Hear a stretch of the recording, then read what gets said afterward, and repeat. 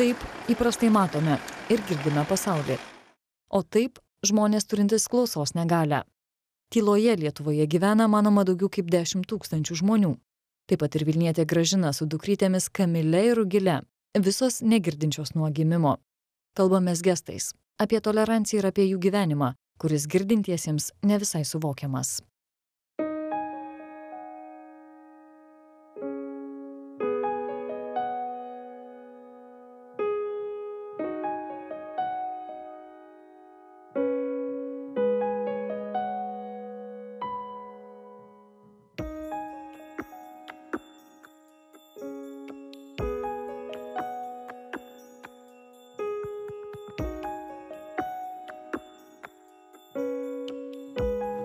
Lankydama mokyklą Gražina išmoko gestų kalbos. Tai pagrindinis įrankis kurtiesiems bendrauti su pasauliu ir jų gimtoji kalba. Negirdintys kūdikiai mokomi gestus suprasti ir rodyti nuo mažų dienų.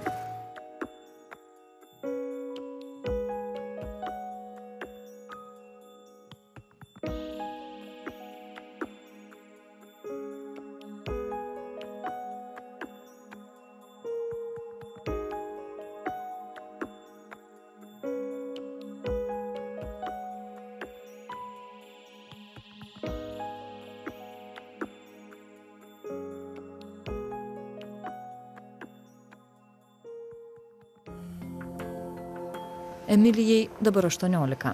Visa negirdinčios merginos šeima girdi. Į susitikimą su mumis atskuba su mama Vilma. Tarpusavyje, sako, bendraujančios ne tik gestais, bet ir kalba. Mat mergaitę nuo mažų dienų tėvai mokė ir kalbėti.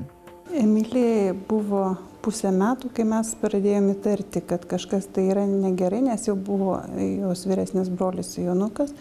Ir pagal vaiko augimą jau matėsi, kad kažkas tai truputėlį yra kitaip. Tada pradėjome ieškoti pagalbos ir buvo nustatyta maždaug, kai Emilijai buvo metai laiko, kad Emilija negirdi. Ir tada pradėjom ieškoti, ką daryti. Po šoko ir susitaikymo, sako Emilijos mama, prasidėjo iki šiol trunkantis mokymasis, bendravimas su panašaus likimo šeimomis. Šiandien pašnekovė šypsosi. Pykomės, džiaugiamės, nesupratome, išgyvenome ir vėl iš naujo. Atrodė tuo metu, kad baisiausia yra, kai vaikas nekalba, iš tikrųjų yra ne pats kalbėjimas baisiausias. Baisiausias yra tada, kai vaikas nesupranta informacijos, nesupranta. Vaikas gali kalbėti automatiškai, jisai gali kaip atkartoti žodžius, galų galiais gestais gali atkartoti žodžius, bet iš tikrųjų svarbiausia, kad jisai suvoktų, ką kalba, suvoktų, ką skaito. Dabar Emilija mokosi 11 klasėje. Svajoja apie tolesnius mokslus ir išsirinkti tai, prie ko tikrai linktų širdis. Viena keliauja ir pas gydytojus, ir į banką. Su girdinčiais bendrauja rašteliais, o prireikus prabyla. Gestų kalbos vertėjo prireikia nebent tvarkant sudėtingesnius reikalus.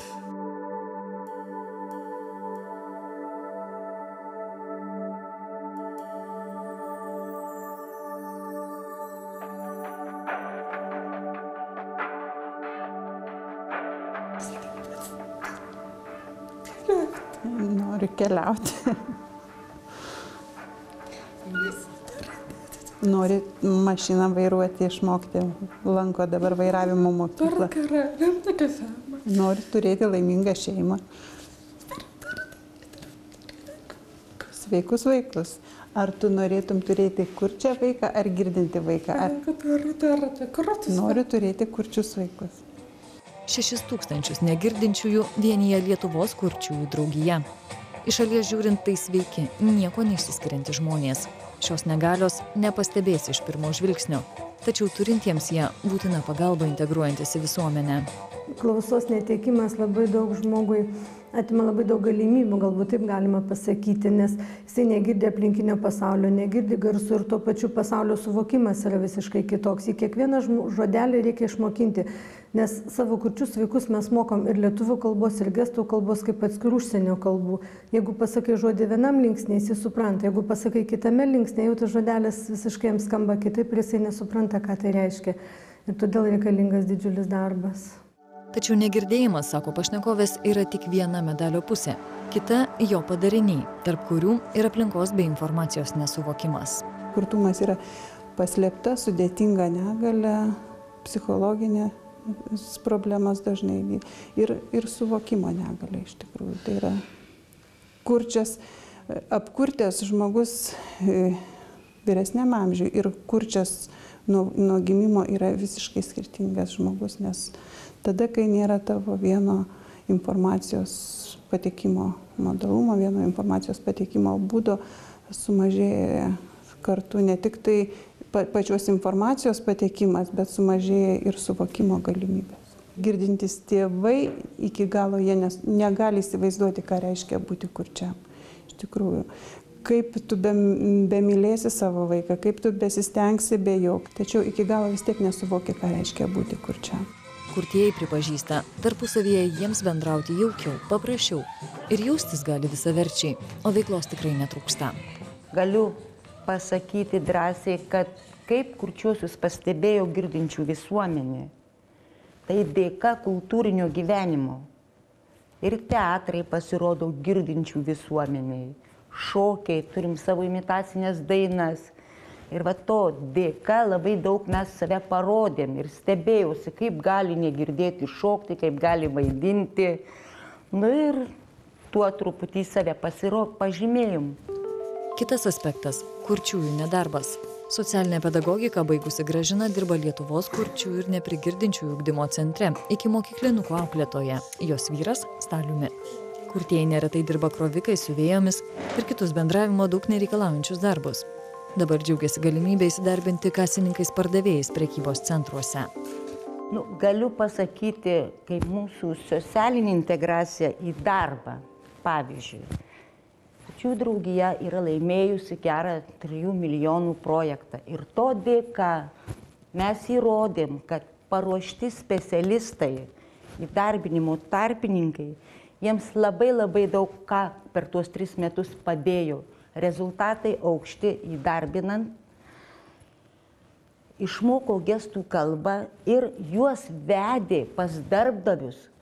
Tarpininkai su darbdaviais kalbėjosi, kad va toks kurčias galėtų dirbti, nes anksčiau tais laikais būdavo požiūris, kaip aš susikalbėsiu, aš negaliu jo priimti. Medicina žengianti pirmin turintiems klausos negalią siūlo klausos aparatus, o pastaraisiais metais ir Lietuvoje mažyliams atliekamos klausos implanto operacijos. Dažniausiai joms ryžtasi girdinčių šeimos susilaukusios kurčio mažylio, o kurtieji vis dėlto dažniau renkasi tylos kelią.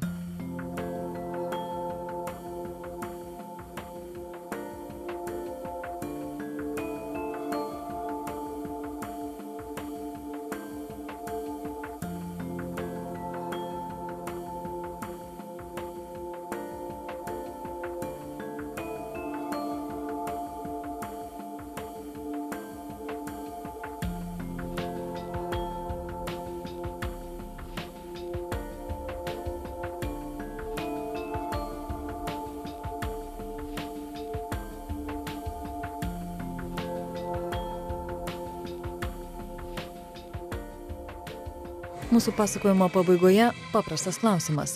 Apie ką svajoja šie žmonės, esantis tarp mūsų, tik tyloje?